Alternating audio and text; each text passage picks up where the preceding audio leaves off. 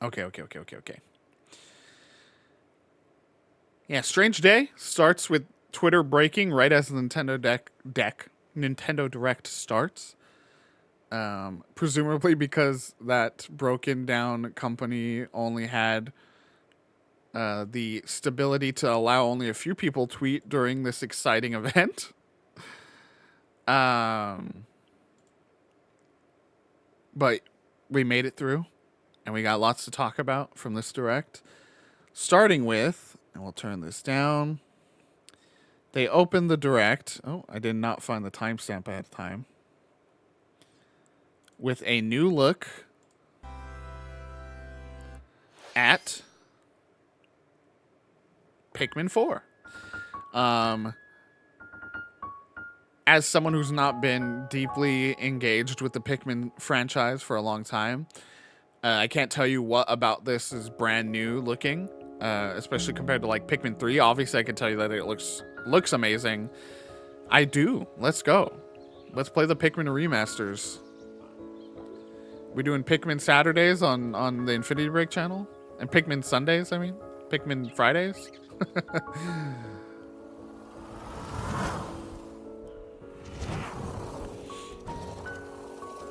But this looks great. I will forever love the Honey, I Shrunk the Kids aesthetic that this game has been using since the start, but now just really looks so good. I love that they reintroduced the red Pikmin here at the beginning of this trailer, as if it's like some brand new thing. But again, yeah, it doesn't show anything that like blows my mind. But again, I'm coming from the perspective of being a little Pikmin baby. Don't know lots about the Pikmins. But it looks good, and the most exciting thing, after all the trailer, well, one, get fucking vampire Pikmins. And it's coming in July. So it's coming very soon.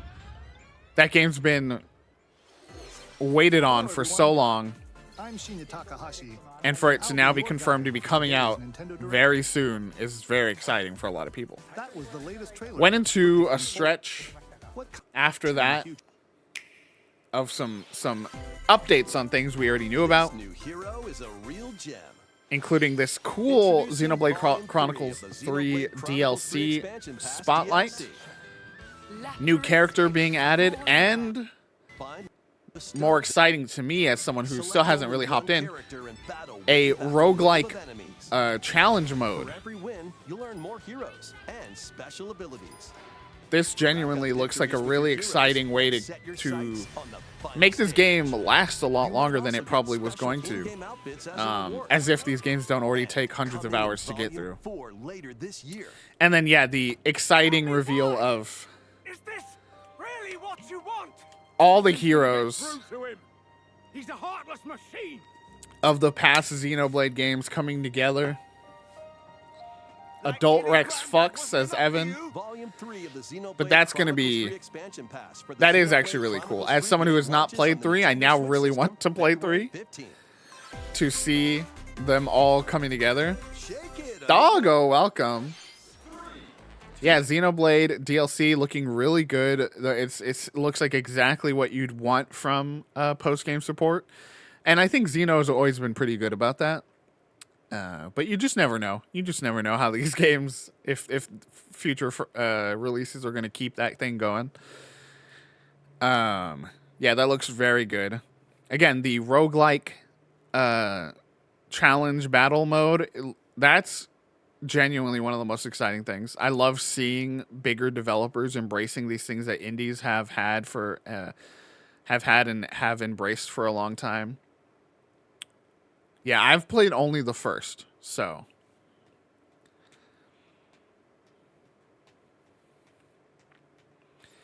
Then we switch over. So, Doggo, did you miss the direct? You're exciting.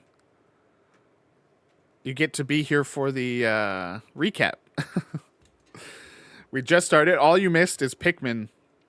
Pikmin 4 got a release date for July. So that's cool. Thank you, Doggo. I appreciate it. And then this, again, I think a lot of people are probably like, huh, about this, but I'm so excited about this. Samba de Amigo lives on. I just love... So this comes from the era of Katamari. It comes from the era of Parappa. It comes from the era of Gitaru Man. And I love to see this continue to be celebrated. The weirder shit in video games continue to be emphasized. I mean, just look at this screenshot. There's a love checker in this. Like, what? You know? I love seeing studios embracing the weird, and Samba de Amigo is a perfect example of that. And again, to see a series like this persist is exciting. So I'm hyped for that, and it also gives hope for other games from that era. That was a Dreamcast game too, right? So like Dreamcast era still could be alive. Very cool. Coming this summer. The next game, again, in the moment I said, this is probably going to be a game where a lot of people roll their eyes because they're stupid. No, I don't mean that. Obviously, I don't mean that. But like, this looks so cool. One, it actually looks really like high fashion. Westerners do not embrace fashion as much as people do in all other parts of the world. And again, this is a clear appeal to me to the Animal Crossing crowd, right? The changing screen looks almost exactly like the Animal Crossing one. And so this is a genius move towards the people that are here for those cool aesthetics, right? I don't really get an understanding of what the game itself is really going to be like other than dressing up and walking around and talking to people. But even if it is just that, I think this is going to have a huge following. And again, this is going to have a big following, I think. Fashion Dreamer looks really cool. We need to embrace more games like that.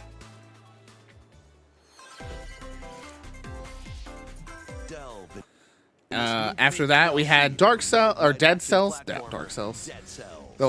I think this is probably the first true gameplay look of this DLC, this Castlevania DLC. I'm not sure. Can't tell you that for certain, but it looks really good. Dead Cells continues to be a very good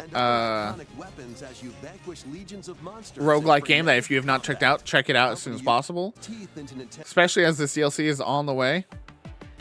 Enter a new grid in this narrative puzzle adventure. Bithell Games, I'm always excited to see some of these smaller indie teams get big spotlights in events like this, and so seeing Bithell here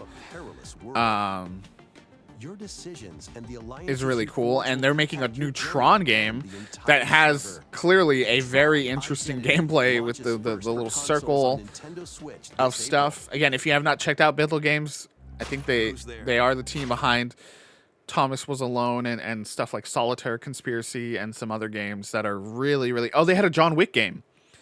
A like turn-based strategy John Wick game, which again, weird, but also works because no human mind can work as fast as a character like John Wick's can. You know what I mean?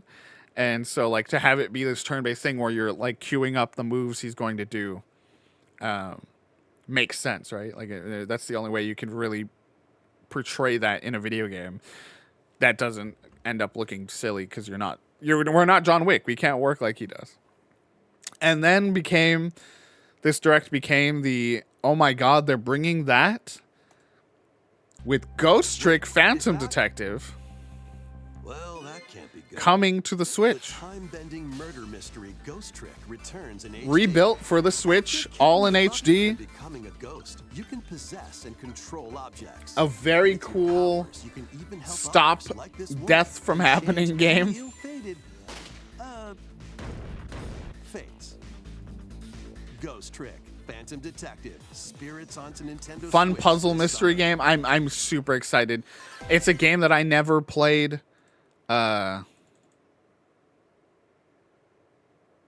I never played when it came out on the I think it was 3DS, or was it just pure DS? It might have just been pure DS. I keep saying Phantom Trick, Ghost Trick. That was pure DS. Yeah, and that came out how long ago? 2010, 13 years ago. And I never played. Probably because it was hard to get, I would imagine too. It was a Japanese game that was not that successful. It probably did not get stocked a lot. So I'm excited for that. A bunch of, if you're a detective mystery gamer, you're thriving. So this is a cool game where the detective goes between like a digital construct of reality and solves mysteries that way. Deca Police. And so it already looks really cool as far as it being a full-fledged detective, Danganronpa, like piecing together some intense mystery. But then on top of that, halfway through the trailer, they reveal this shit's a JRPG.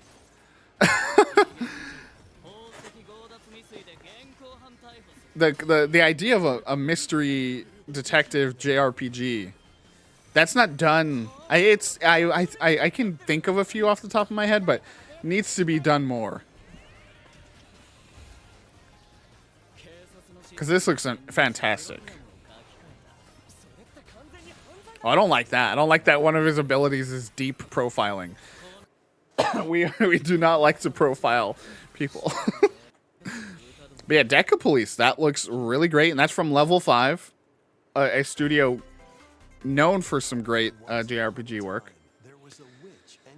We had another look at the Bayonetta spin-off game, Bayonetta Origins. Again, I'll say what I said during the Direct. Love to see stuff like this, where a series can continue to live on in between those big releases that take a lot of money and a lot of time. To see something a little smaller, probably cheaper, and utilizing new ideas that the main series itself does not do. Love to see that from big publishers. And this continues to look really good. It's got a really great art style. I love this simultaneously like very saturated, but kind of also like subdued color palette. Yeah, I really like it, and I'm excited to see more studios embrace that idea of not everything has to be the major AAA release, in a bigger series. So I hope that shows the beginning of a trend. After that, we got our first look at the Splat DLC, which starts with a return to some classic roots and the revival of the Splatoon 1 hub area, Inkopolis. Again, very funny for me because I'm someone who jumped into the series with Splatoon 2, so I have no frame of reference for this area. But I'm sure there are tons of people losing their minds over this. And it's going to be really cool. And I just want to shout out, where is my man? Where is my man?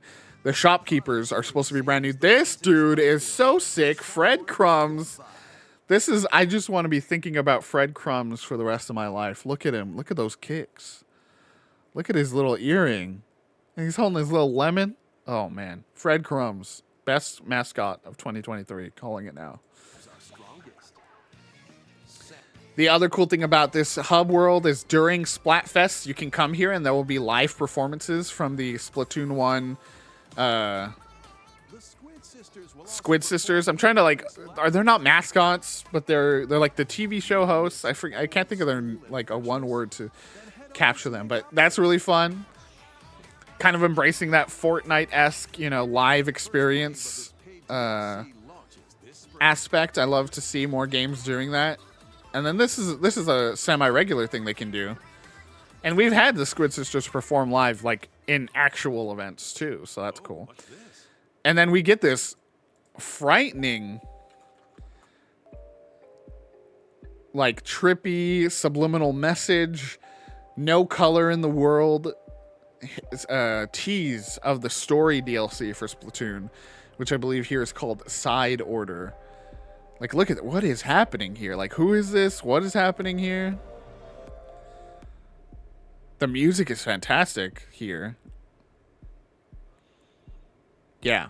So that Splatoon 3, you know that we are all about Splatoon now around here after we showcased it in our Chaos Camp out. So now I'm invested. I'm part of the community. I'm invested in seeing what this turns out like, and excited to hop into it. The Splatoon 3 expansion pass will be available later today on Nintendo. Wave 1 of that coming very soon, spring 2023. And then we had another one of their, slideshow segments. We have Disney Illusion Island, which continues to impress.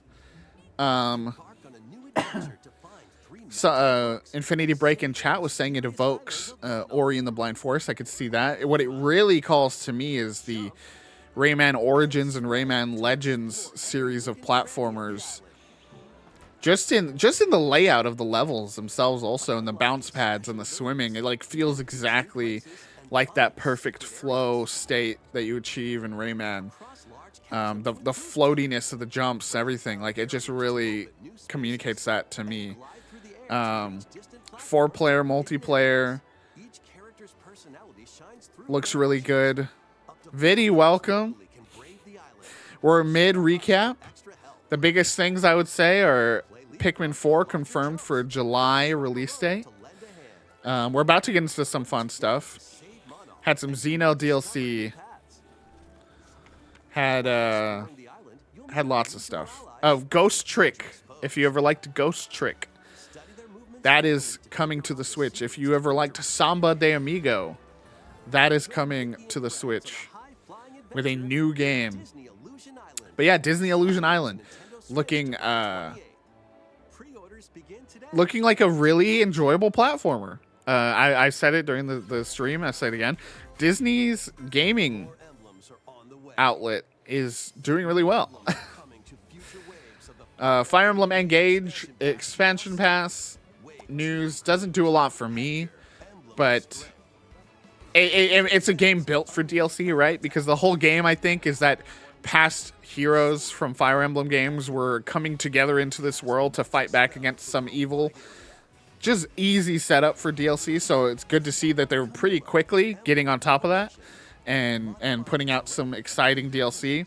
I have friends that are really enjoying this gameplay-wise. In some ways, I just put this together. Is Engage not like... Is Engage not like the mobile game, but given this like a new placement, like giving it the full game release? It's basically that, isn't it? It's interesting.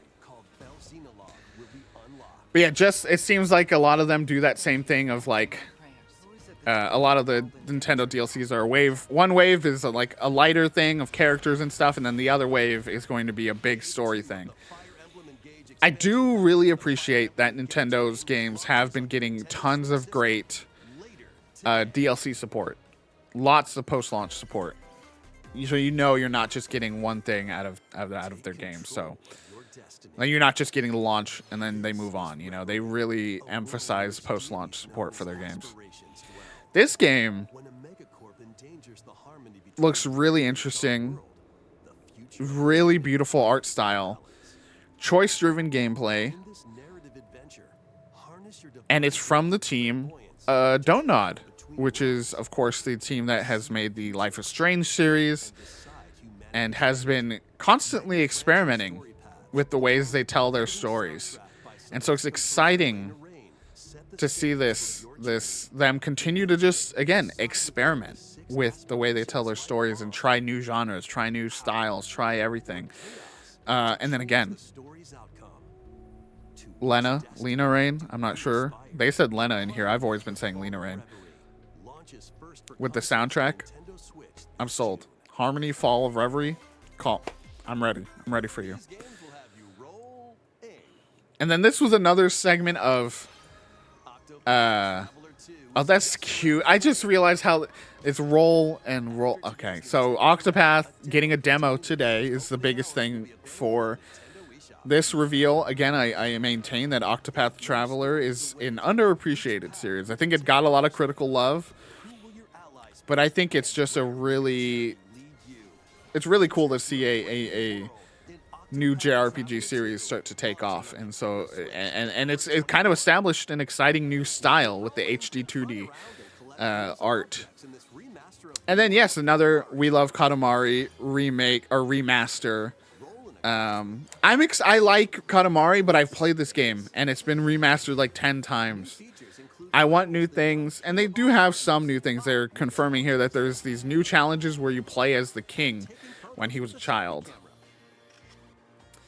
Did they miss the chance to call the Samba de Amigo sequel Samba de Amiibo?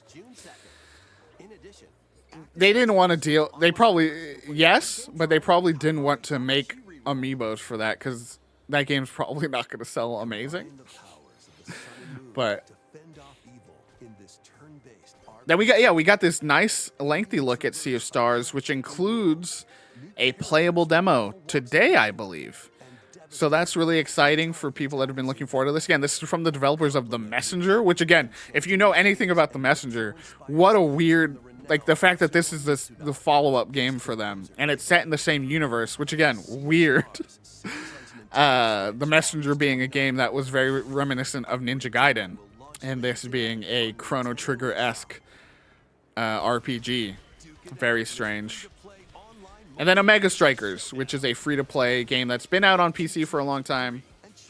Not a long time, but a minute. And again, as I said during the stream, a game that I'm interested in, but I also feel like if I hop in and play, I'm going to just cry myself to sleep because everyone's going to be amazing at it, right?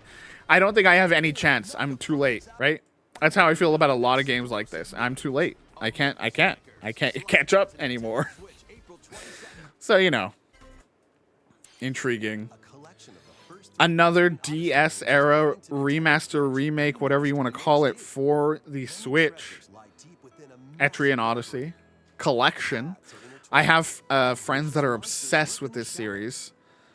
I know one friend who literally played this while we were all doing a production of a play, was playing this while the play was going on, which is always fun. I didn't know you had to like draw out your own map and everything. That's really intriguing, and yeah, I'm more than interested in checking out the compilation here. Having never hopped in, again, just like Ghost Trick, a series I'd been interested in, but just never really, you know, there's just too many games all the time. But you give me a good old collection that I can hop into whenever I want. Okay, you sold me. Coming June 1st. Finally getting confirmation on Advanced Wars' release. I understand why they paused it when they did with the kickoff of the war in Ukraine. But it is funny in a sense where they did that, but then the next Call of Duty game had Russia as the enemies, right? You know what I mean? Like, it's kind of funny in that way. Like, you can't avoid the horrors of reality for too long. They are going to remain. A new story will unfold in the Kirby's Return to Dreamland Deluxe, emphasizing here the new content that they're adding. I'm always saying how funny war is. You know me. has lost his powers. Must escape the realm between dimensions. Kirby's Return to Dreamland Deluxe, this presentation mainly emphasizing an epilogue of the character Magalore, who is the villain, attempting... So this was an epilogue. I was wrong. Sorry about that, Evan. I said it wasn't. Emphasizing this whole new post-game epilogue campaign where you slowly restore Magalore's abilities, which is an interesting setup. This still has 4-player multiplayer co-op, you know, It's got the whole thing. So again, anytime a remake is happening, I want to see new content, and this is an exciting way to add new content to 20 stages. I didn't catch that in the live. 20 stages to this post-game deal, additional gameplay. Very cool. I really expected that to be like a 1 hour thing, but 20 stages sounds a lot lengthier than that.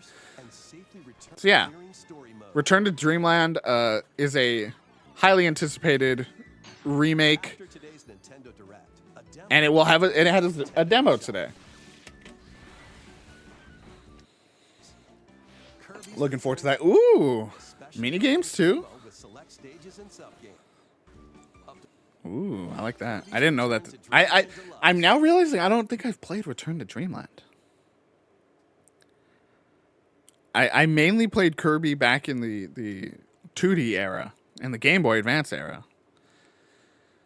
which is relevant for reasons you'll see soon. But I actually have to quickly run and use the restroom. I was gonna hold it because we're almost done, but I can't anymore. So Viddy, make predictions as to what's coming for the rest of this direct, even though you may have very likely already seen stuff online. I want to see what you think. Let me turn the music on for a little bit, and I will be right back. Sorry.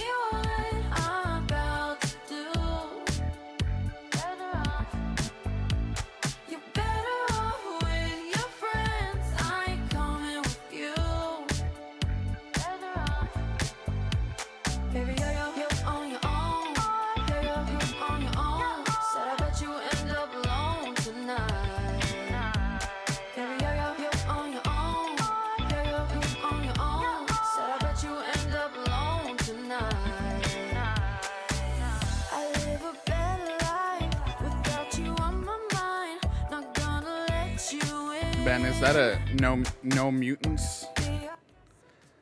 No more mutants joke? Is that what you're doing? That bit? No more mutants.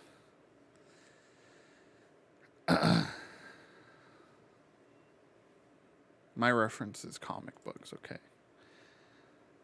I can't even tell you one whole Simpson.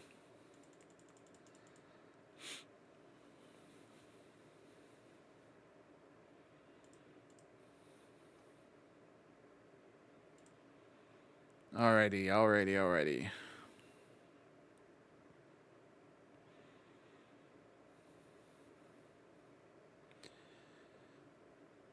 Let's keep it going.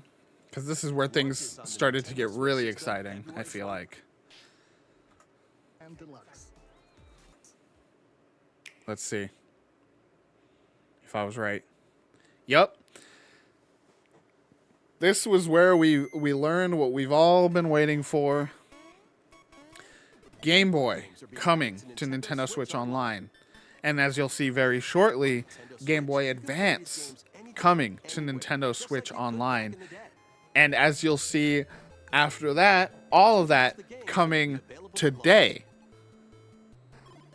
I think there's like 7 games per console coming out at launch, and of course more to come down the line. Hitting all the right notes: Tetris, Super Mario Land 2. We got Link's Awakening, Wario Land. We got, what was the other one? We have Alone in the Dark. We have Gargoyle Quest. We have weird games. We have weird games here that are not the obvious picks. I love that, and people have been begging for this for a long time. Metroid 2. But again, that is not where... Oh, this was a really cool thing. Yeah, there's Game Boy, Game Boy Pocket, and Game Boy Color visual filters that you can enable for all of these games. Again, very cool. A thing that you didn't need to do. More games will be added in the future. You did? You hacked? You hacker?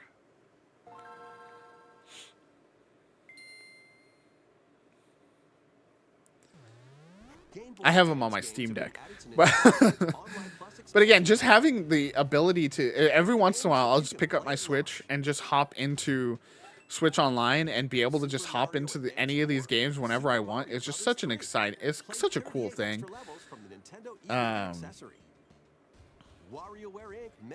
The fact that I could just pick up my Switch and easily access WarioWare whenever I want, very cool. Don't have to download anything. It's just there. Guide the spinning stick to the goal without hitting obstacles. Mario Kart Super Circuit.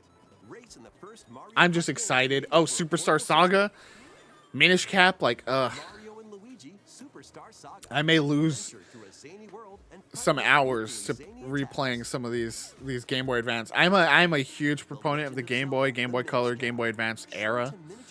So just so exciting to see this finally confirmed for Switch Online and also just be out today. Very cool. And again, yeah, having all those extra features, local and online play for a lot of the games that have multiplayer. Oh my god, playing Kirby in the Amazing Mirror with all my friends. I was desperate to do that growing up. I'm excited to do that now. Out now. Out now. Again, just so cool. Let's see. Getting close to the end here. Another big hype announcement. Metroid Prime Remastered. And it looks better than you think. Like, this looks really good. I just recently hopped in, and the fact that the texture work, they actually did a lot of it. Did a lot of texture work. I don't know what I'm saying. They did a lot for this remaster, more than I expected, just from this short snippet. Again, having just played a bit of the first game, I can directly tell you that the original does not look this nice. It looks nice. Don't get me wrong, but they actually did get in there and do some nice work for this remaster, which like you expect, but you're never sure. Confirmed to have the dual stick control like a modern shooter. Another thing that's interesting is in that segment they said something about there are going to be other, you can play the original control style, but then they mentioned there are other control styles available as well, which makes me curious if they have implemented any motion controls with the right Joy-Con or something like that. That would be interesting. But yeah, and this is going to be $40, which is a great price point for the remaster of a game that is currently impossible to play on any other modern hardware. Very cool, though. Very cool. Oh, that's right, and it's out today. That was the other exciting thing. That was probably the biggest hype shadow drop of the event. Prime Remaster, $40, available today. A new detective game from Spike Chunsoft that I was not keeping up on, but apparently this has been talked about already. It's called Raincoat.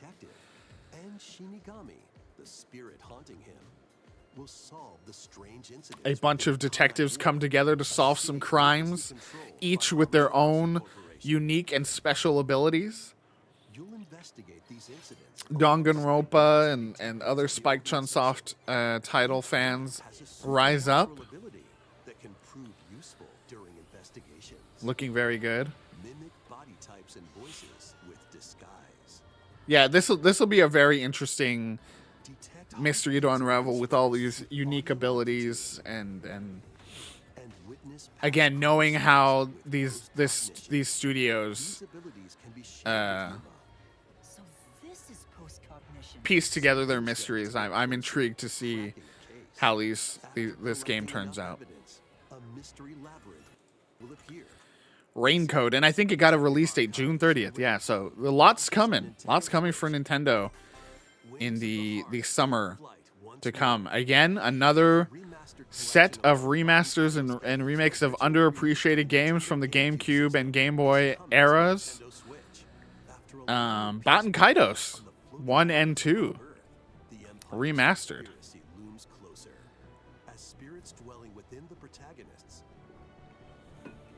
You'll stand up to the Empire across 2 different eras of war.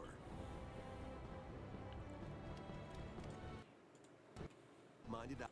It's called the attribute close and the land. D-Remaster.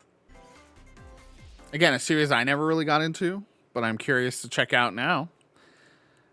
Anytime they revive something that I had even a passing interest in, it tells me that there's something there, right? That they felt enough that they want to bring it back. It tells me that there's something there that I maybe missed, and I want to consider it, you know? And again, it having a card-based battle system, I remember that's the one thing I heard about Bound Kaitos is like the battle system was kind of weird, but it having a card-based battle system and that being such a prominent thing in today's gaming landscape, you know, with the card-based roguelikes and stuff like that, like, I'm willing to give it another shot because maybe it was just ahead of its time. I haven't heard a lot of people talking about it retrospectively in that way and being like, oh, it was, you know, it was ahead of its time and we just didn't realize it, you know. I don't know that for sure, but I'm willing to give it a shot. That's for sure. A new Fantasy Life game, again, a banner of a series that I'm vaguely familiar with, but not not deeply. And this being a all around life sim where you get to pick kind of the path you want to go down. Do you want to be a warrior? Do you want to be a builder? Do you want to be? I mean, they get down to the nitty gritty. Do you want to be a log chopper? You know what I mean? And how easily you can switch between those is a big prominent thing for this game. I worry that aspects of this game will be a little clunkier than a lot of people are expecting from their life farming sims these days. That's one of the problems I feel like some of these bigger non-indie developed ones face is they, you know, just looking at that chopping the tree down was just very like,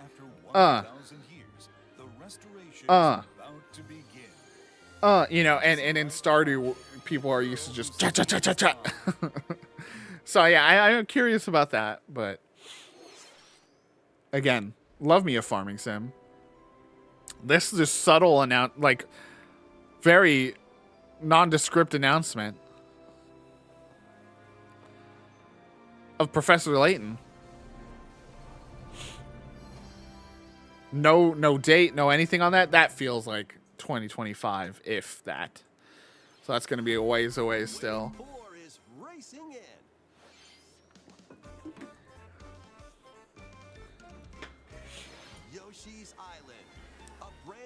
Oh yeah, God, my brain's all over the place, Chad. I'm sorry.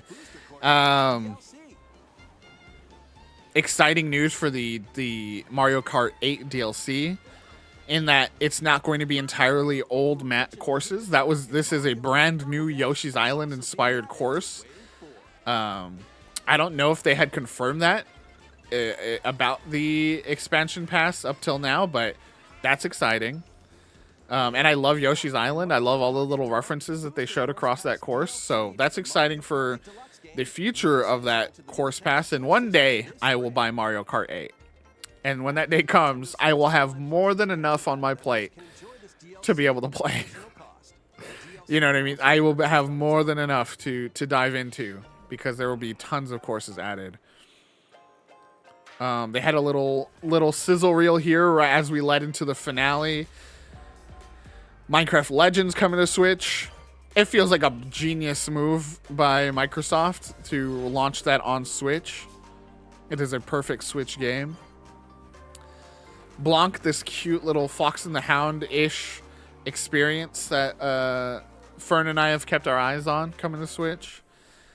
The Battle Network Collection, a series I'm a Game Boy Advance boy, and I love Battle Network, and I cannot wait to have the opportunity to play through that entire franchise again, all in one game. It's like 8 games in one game.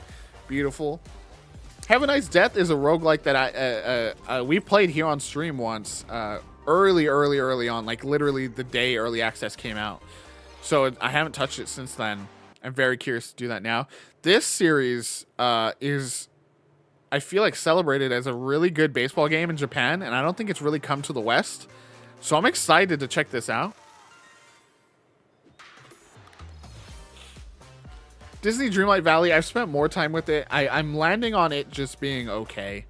It's fun, but if you're not like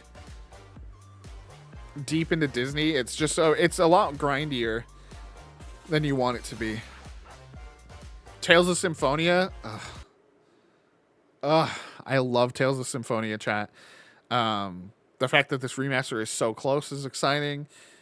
I literally just recently on Steam started a replay of that game with like an HD mod, you know, and it was kind of janky and it kind of broke some things and it was just kind of weird. So again, I will gladly pay for and buy a remaster of a game that I have passion for. How dare you, Viddy? Tales of some phony. If there's only phony out here, it's you, Videotech. Come at me. But yeah, like if you give me the proper and well done, like it has to be actually made well. Like there's tons of remasters and remakes that have been busted in some way or another. I will gladly pay you for it. So, you know, I'm excited for that. And this... God damn it, Viddy. This all leads to, of course, the finale everyone was pretty much expecting in Tears of the Kingdom, the follow-up to Breath of the Wild. I think there's lots of nitty-gritty things here to take in that, you know, on a first glance, I understand a lot of people were disappointed with this reveal or this trailer. But I think you really dive into some of the details here, and it's really exciting. It is clearly a sequel to Breath of the Wild, which of course, I mean, like, I've heard some people say that, like, almost like as a put down, but like it's a sequel. Sequels look like the games that they came from. You know what I mean? And share elements with the game that it came from. But the things that they show here that are new are really interesting. I will say it's also a cool setup where the first game kind of felt like an post-apocalyptic Zelda game where you were going through a very empty landscape that had been, you know, kind of torn up by everything that had happened to it. And now this is weirdly the sequel that is apocalyptic, where you're in the middle of the chaos happening. It's happening live and in front of you as you're going. Little homing missile action we saw there. There's a later part where they're using like vehicles, which is a really interesting addition to the format. I just realized, yeah, you pick up the wheel out of the lake there, so you're building those vehicles. That's why I saw people making the joke, Legend of Zelda nuts and bolts. But I will agree to have this as the singer and not have a full-on breakdown of this game for like the fourth year in a row, or for like fifth, sixth direct in a row, is kind of a disappointment.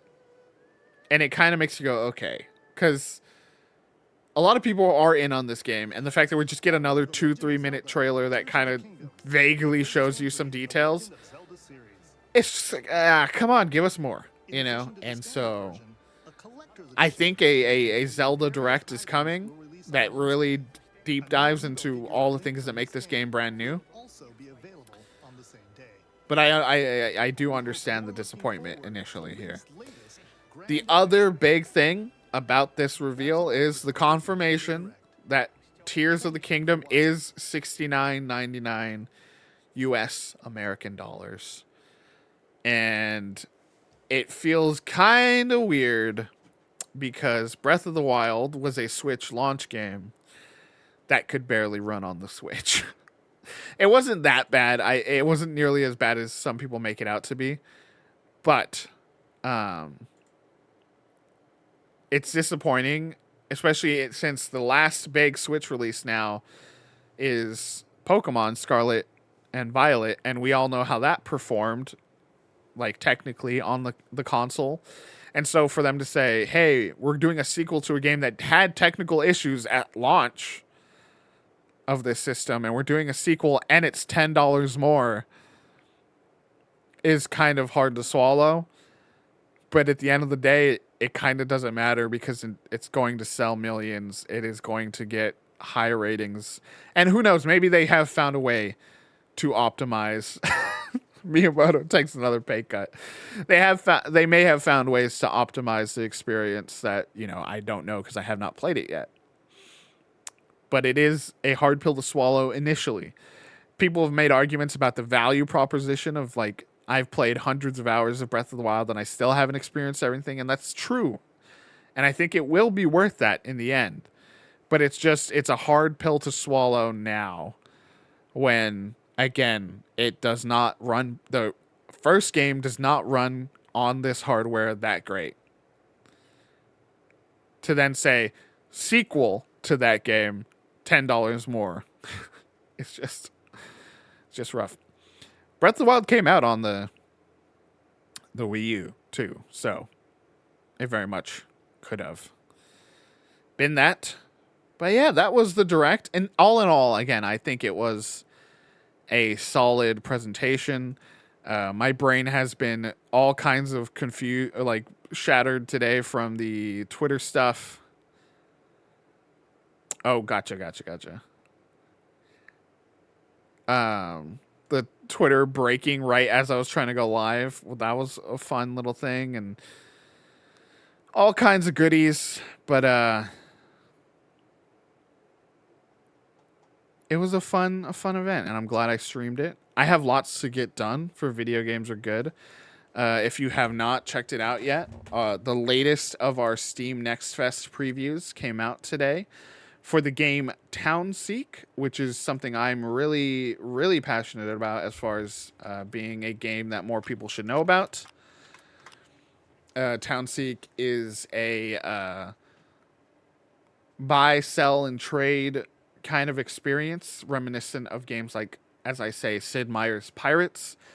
But other games that I've tried to play since then that capture that same experience are way too detailed and like historically accurate, where you're like having to worry about your ship capacity and you're having to really know the nitty gritty of the world's economy. And this game doesn't do that. It accomplishes, as I say in the article, the 3 A's. It is approachable, it is accessible, and it is addictive.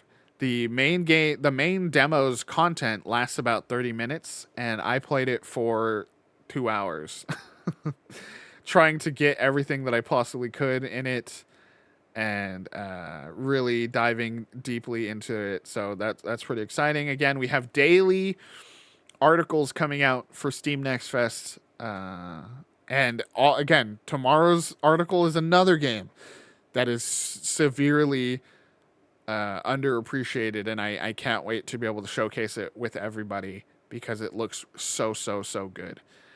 So we have daily articles coming out. On Friday, Fern and I will be live here on the channel playing a handful of the Steam Next Fest demos and showing them off for you all. So you have that to look forward to. And then Saturday, of course, is Fern's Book Club.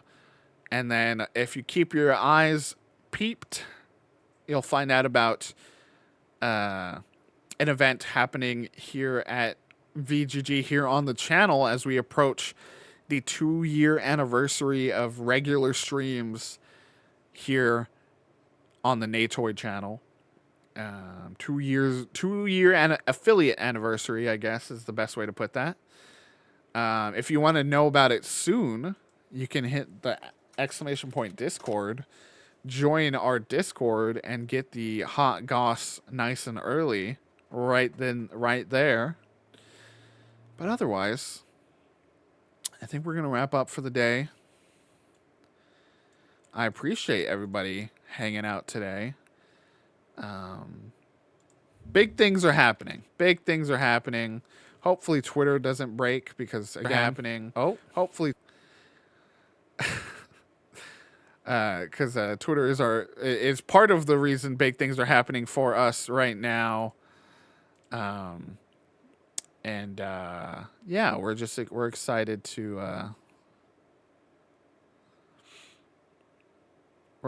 to bring a lot of cool stuff to the people right now, and we've been doing that for a hot minute. So I'm just happy to be doing good stuff and be getting recognized and having fun.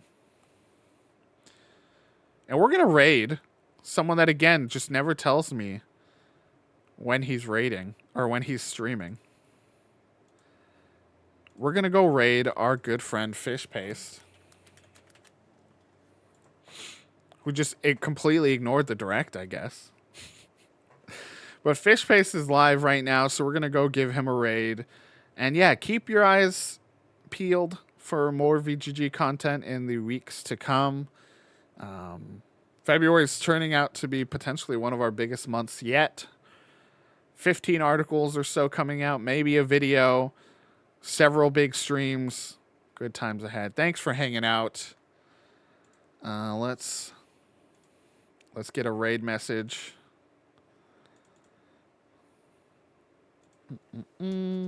Oh, shit. That's not what I meant to send.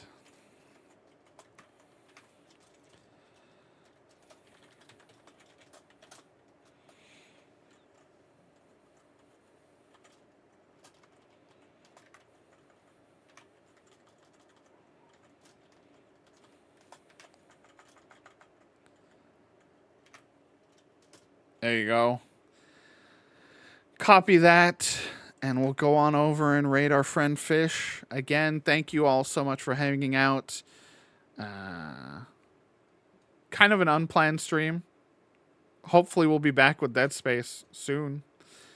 But I can't guarantee that. Come on, join the raid. And again, even if you're not going to hang out for too long, just stop by, say hey, lurk, show that the Natoid channel brings the love. And on top of all that, when you join our raids, you get channel points, extra channel points that you can use for Phyllis Treat Time in the future. So, all right, gamers. We'll see you again soon. I'm going to get to writing. I'm going to try to get this article done. And we'll see you again soon. Goodbye. Let's go raid fish. Bye-bye.